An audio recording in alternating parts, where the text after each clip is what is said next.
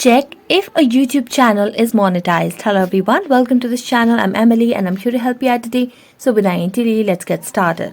Now first of all, launch the Chrome browser on your device, and as you do that, simply tap on the search bar and search for youtube.com over here. As you do that, make sure you're logged into your account. Now, as you do that, tap on your profile at the top right corner of the screen over here. So you can just see your profile icon and then tap on the YouTube Studio option. So as you do that, you'll be able to see all your subscribers, your public watch hours, and so on. So in order to monetize a YouTube channel, you need to have at least 1000 subscribers and accumulate 4000 valid public watch hours in the last 12 months. You need to comply with YouTube's community guidelines and monetization policies. You need to enable two-step verification on your Google account for added security and ensure your channel has no active community guideline strikes.